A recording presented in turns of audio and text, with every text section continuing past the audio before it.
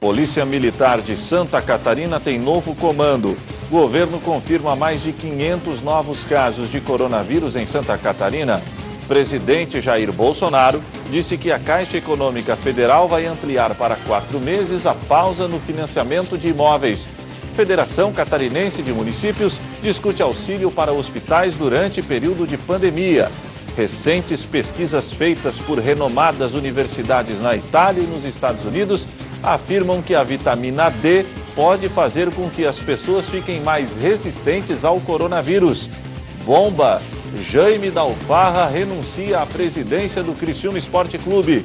E ainda os fatos que ganharam destaque durante a semana. As principais notícias do dia você confere a partir de agora. No ar pela TV Primavera de Criciúma, Informe Região.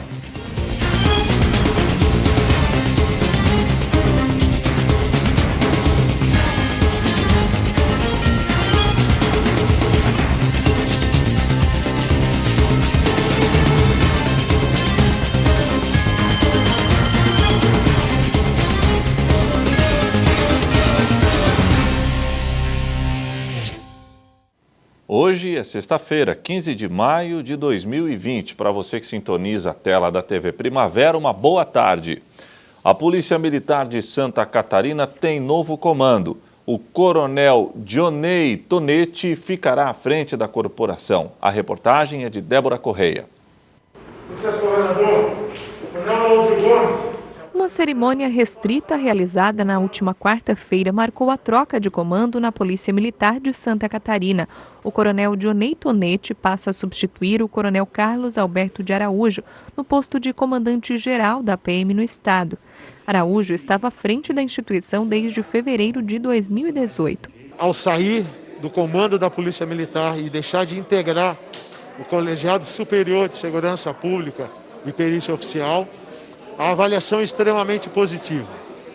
Ao longo desse período de comando, uma equipe extremamente coesa, integrada, logrou êxito, conseguiu produzir resultados que eram absolutamente impensáveis. De uma maneira surpreendente e inovadora, nós atuamos controlando a criminalidade, caíram os roubos, caíram os furtos, caíram os homicídios e as mortes violentas. Nós reduzimos a sensação de medo das pessoas e as pessoas andam hoje pelas ruas com mais tranquilidade. E nós aumentamos a confiança na polícia como órgão extremamente importante, mas principalmente capaz de reduzir a criminalidade e dar proteção. O ex-comandante falou ainda sobre o modelo de colegiado adotado pelo governo do estado e os resultados que essa integração tem trazido para Santa Catarina. O modelo de colegiado neste ano, se mostrou absolutamente bem-sucedido, produzindo os resultados que a sociedade precisava e desejava, mantendo os índices de criminalidade, reduzindo do que havia dos anos passados e acentuando a vitória na integração dos agentes que são os protagonistas da segurança pública do Estado.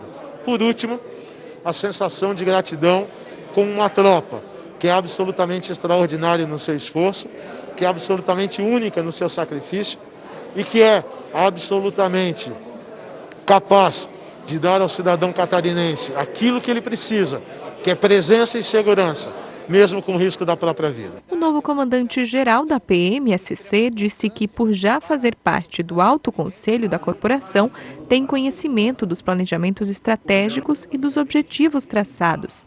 Segundo ele, seu trabalho será baseado na continuidade e em um fortalecimento do quadro pessoal com base na sinergia das ações. Primeiramente, agradecer a confiança do senhor governador de ter me nomeado como futuro comandante-geral da corporação. Dizer de que, como integrante do Alto Conselho Estratégico da Polícia Militar, sei exatamente os planejamentos e todos os processos que estão em andamento. Então, primeiro momento, dar continuidade aos processos que são de extrema importância para a sociedade catarinense e vou ter um olhar mais focado nas pessoas e na parte integrante da Polícia Militar.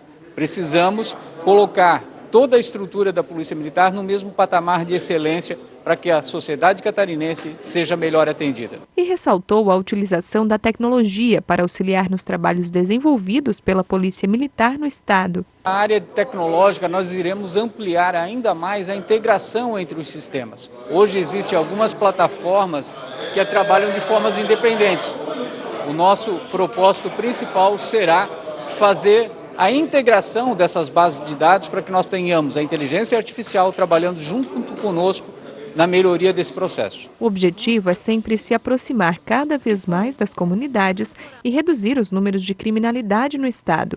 Eu tenho a perfeita capacidade, de termos essa colocação de trabalho junto à sociedade. Nós queremos sim aproximar, formar conselhos, fortalecer os conselhos comunitários e nós teremos então um compromisso muito forte de agirmos com as ações policiais militares na potencialização dessas ações para podermos manter os níveis que já alcançamos e, naqueles que forem possíveis, trazer ainda maior redução da criminalidade para, principalmente, trazer a harmonização da sociedade.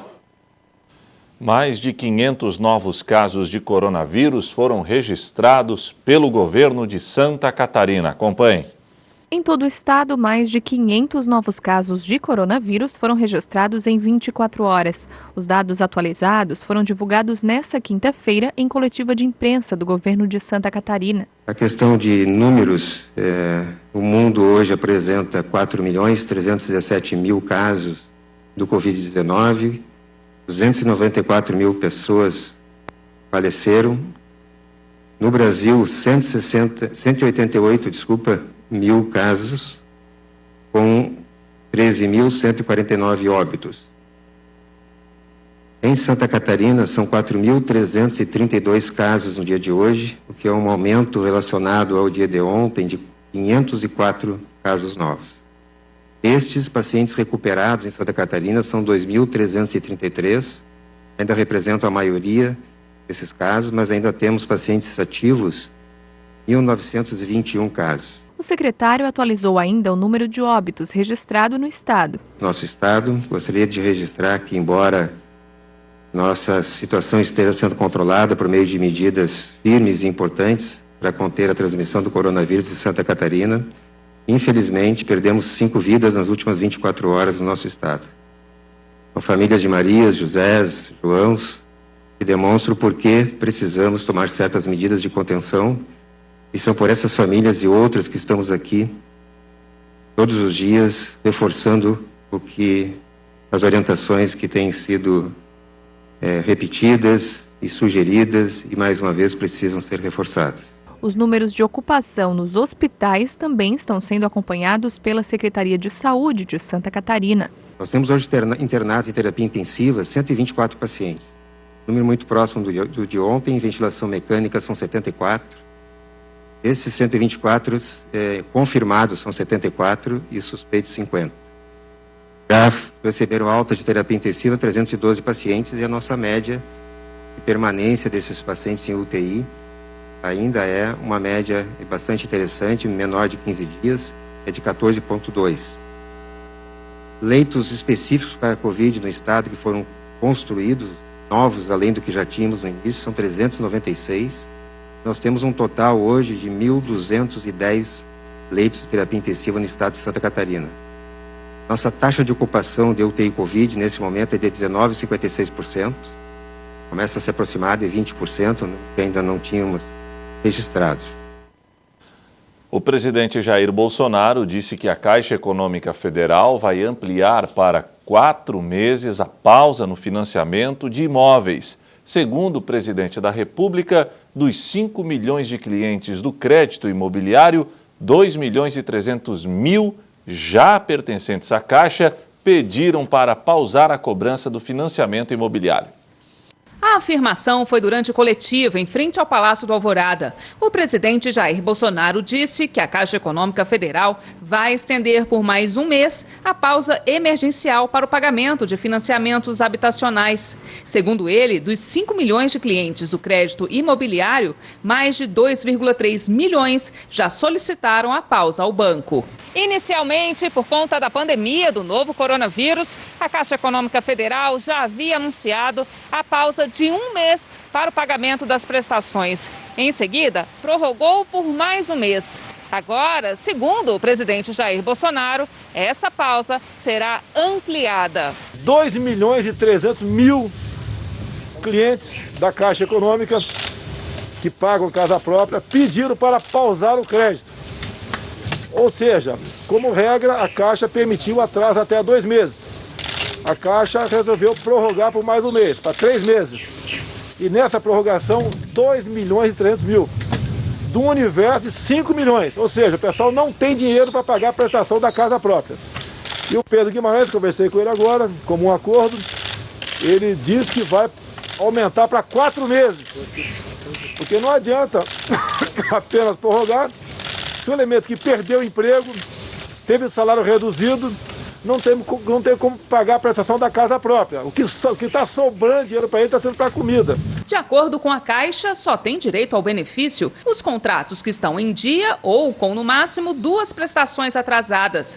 Este economista, professor da UNB, conta que, por se tratar de uma situação excepcional em que todo o país está sendo prejudicado pelas medidas de isolamento e pelo fechamento do comércio e empresas, bancos e credores estão se mostrando mais flexíveis. Segundo ele, este é um momento de renegociação e solidariedade entre as partes. Agora é um momento apropriado, porque as taxas de juros estão mais baixas. Com essa pandemia, teve uma situação que é mais confortável para renegociar essas dívidas. E como os agentes financeiros, conforme você falou, os bancos e aqueles que estão ligados a instituições financeiras de crédito, eles estão preocupados também porque a inadimplência vem crescendo bastante.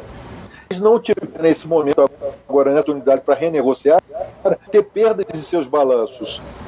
E como já está indo a rentabilidade desses bancos, ficaria pior caso eles não renegociassem essas dívidas. A maioria dos bancos já informou ter prorrogado contratos, incluindo as linhas de capital de giro, empréstimo pessoal, crédito imobiliário e financiamento de veículos. No entanto, a prorrogação não é automática. Não é automático. Tem que ser uma iniciativa dos devedores, porque cada caso é um caso. Tem que ser analisado. Então, o índice de risco de crédito por parte dos bancos, ela tem que analisar caso por caso, porque são as garantias que são dadas e são as perspectivas. Você imagine, no caso de pessoa física, né? Uma pessoa física que perdeu o emprego ou perdeu renda, e se ela já tinha uma dívida muito grande antes, agora para renegociar, qual é a capacidade de pagamento dessa pessoa? Até quando vai continuar essa paralisação da atividade econômica? Então, fica difícil para as instituições financeiras avaliar esse risco. A dificuldade pode estar em relação às parcelas de consórcios, já que até agora não foi anunciada nenhuma medida de flexibilização. Vale lembrar também que o prazo para pagamento de contas de serviços como água, luz e gás não foi adiado. Mas, por decisão da Agência Nacional de Energia Elétrica, ANEEL, as concessionárias estão proibidas de cortar o fornecimento de luz em caso de não pagamento. Já em relação à quitação de aluguéis, o economista orienta uma negociação direta entre as partes, antes de qualquer atraso no pagamento.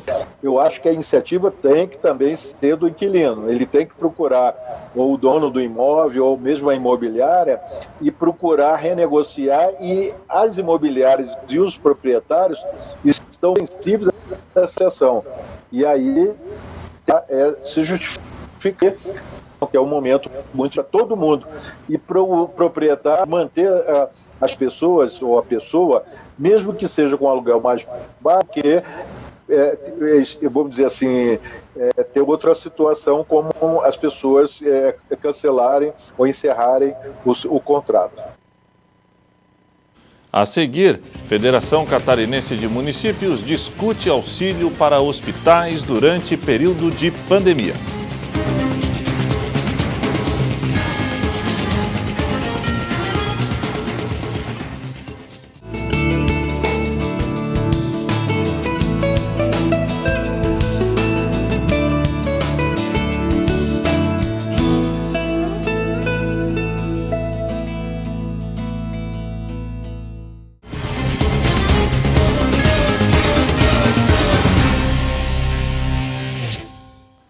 A Federação Catarinense dos Municípios está discutindo auxílio para hospitais durante o período de pandemia.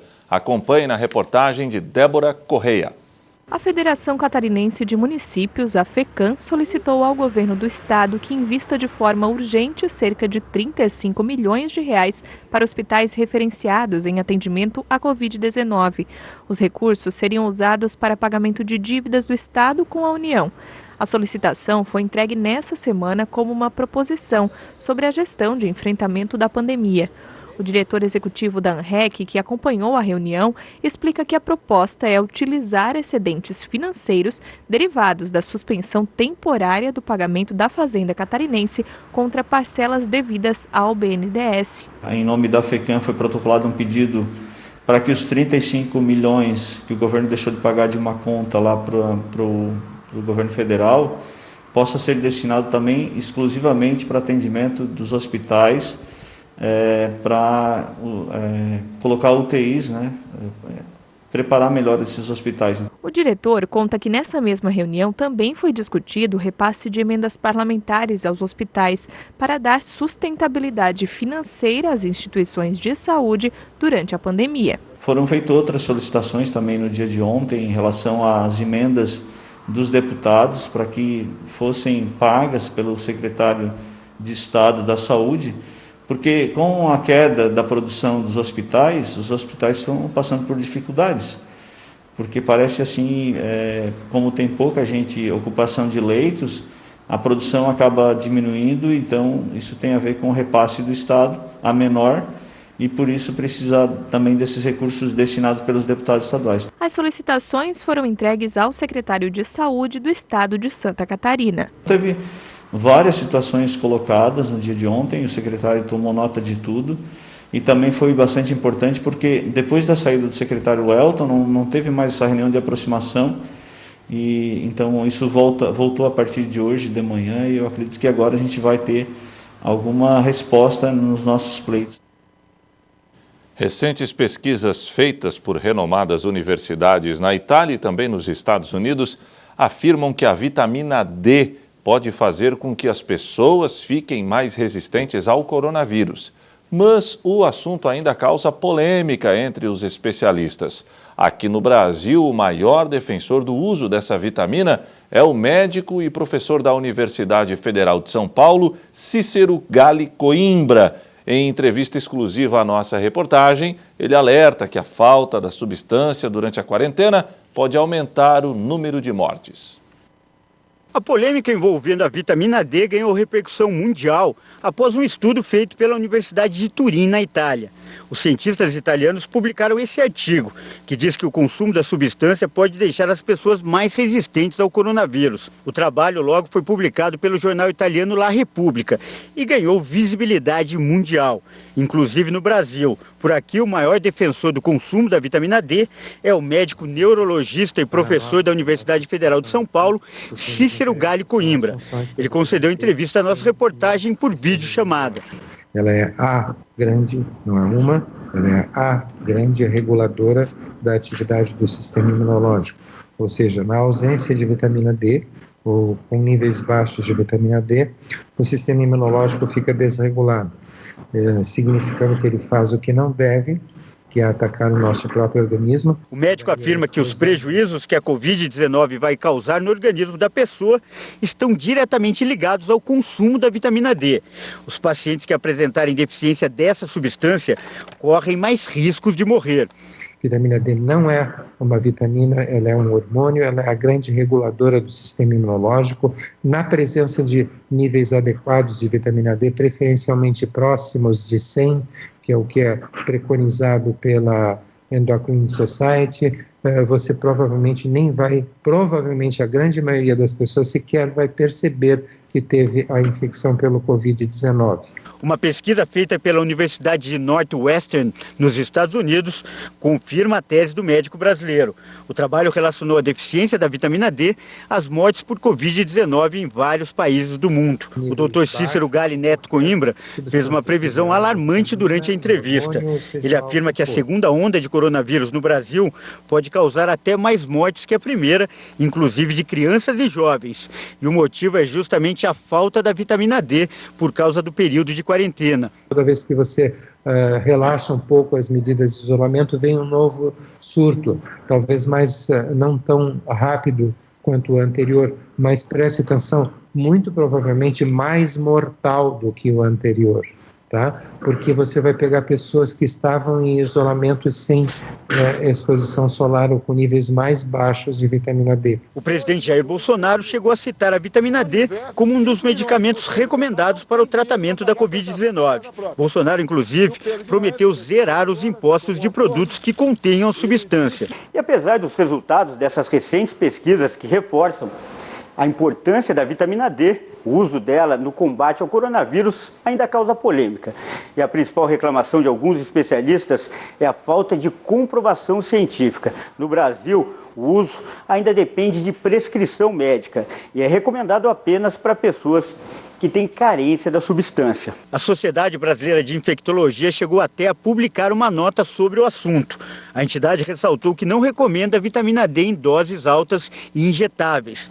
Essa infectologista afirma que durante a quarentena é preciso preparar o sistema imunológico, mas que ainda não há garantias de como o corpo vai reagir a uma segunda onda de ataque do vírus. Não é, eu vou tomar zinco, eu vou tomar vitamina B, eu vou tomar vitamina D.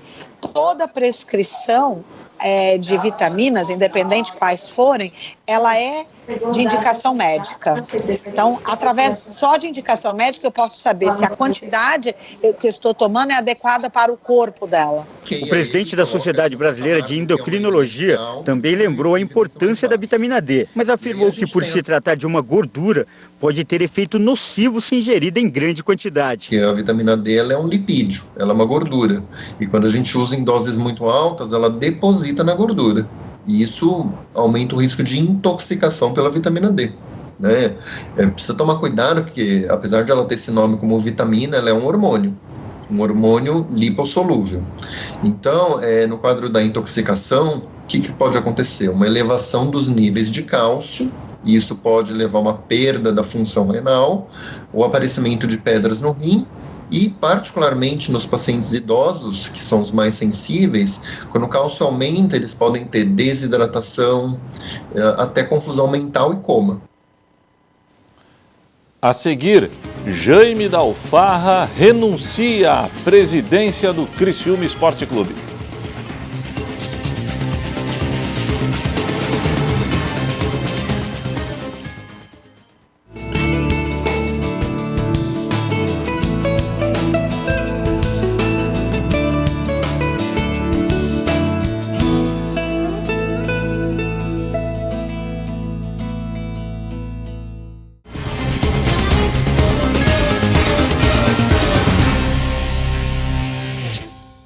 O empresário Jaime da Alfarra renunciou à presidência do Criciúma. A carta de renúncia foi entregue no dia de ontem ao Conselho Deliberativo do clube. Hoje, o presidente do conselho, Carlos Henrique Alamini, falou sobre o assunto que repercutiu em todo o estado. Os torcedores que sempre mantiveram uma relação instável com o presidente comemoraram a decisão. Assim que a notícia da renúncia do presidente do Criciúma, Jaime da Alfarra, vazou e foi divulgada pela imprensa, torcedores do Tigre, de forma irônica, realizaram uma carreata pelas principais ruas da cidade. Desde que assumiu o tricolor em 2015, Jaime da Alfarra não conseguiu realizar uma campanha empolgante, tanto no Campeonato Catarinense como na Copa do Brasil ou na Série B do Brasileiro. A gota d'água para o torcedor foi o rebaixamento do Carvoeiro à Série C do Campeonato Nacional. Nesta sexta-feira, o presidente do Conselho Deliberativo do clube confirmou que recebeu o documento do presidente, pedindo o cancelamento do contrato entre a GA, empresa que administra o clube, e o tricolor. Carlos Henrique Alamini confessou ter recebido o documento na última quarta-feira, mas esperou um dia para divulgá-lo em virtude do aniversário da agremiação. Nós recebemos da mão do presidente a rescisão contratual no dia 13 de maio, exatamente no dia do aniversário do clube. Seria indelicado de nossa parte que nós estragássemos aquilo que nós sabíamos como surpresa, de que iria haver uma homenagem à data festiva dos 73 anos. O contrato entre Criciúma e GA prevê uma multa de R$10 milhões caso ocorra alguma quebra no acordo. Porém, uma cláusula contratual livra o requerente desta multa, caso o desligamento seja comunicado com antecedência de 6 meses. Por este motivo, Jaime Dalfarra ficará à frente do Criciúma até o dia 31 de dezembro de 2020, conforme especificado na cláusula 10.3 do contrato entre Criciúma e GA. Este contrato poderá ser rescindido pela empresa de forma unilateral, sem a incidência de qualquer multa, indenização ou ônus, desde que adimplente com todas as suas obrigações estabelecidas nesse contrato. Ao final de cada temporada esportiva, caso haja comunicação formal da empresa ao clube, tal decisão de rescisão unilateral pela empresa deverá ser comunicada por escrito ao clube em até 180 dias anteriores à última partida oficial do time na respectiva temporada. Porém, a situação não é tão simples assim. Jaime Dalfarra, além de presidente da GA, é também presidente do Criciúma, ou seja, precisará da mesma forma abrir mão do cargo que ocupa no clube para que um sucessor possa assumir a instituição. Aqui tem várias alternativas que vão poder compor. Nós podemos amanhã encontrar um investidor. Esse investidor vai acompanhar a executiva durante todo o restante do ano para ele pegar em 2021. Automaticamente, nesse interim, pode ser votado um novo diretor administrativo, vice-presidente administrativo. Ele pode, nessa ausência do Jaime, lógico que ele vai ter que pedir a sua saída, né, como presidente do Criciúma, logo em seguida o Conselho já votar o novo presidente, então é muito articulado aí, né? Mas se não acontecer absolutamente nada, nós vamos chegar ao final do ano, o Jaime pede a sua saída, automaticamente o vice-administrativo seria o presidente.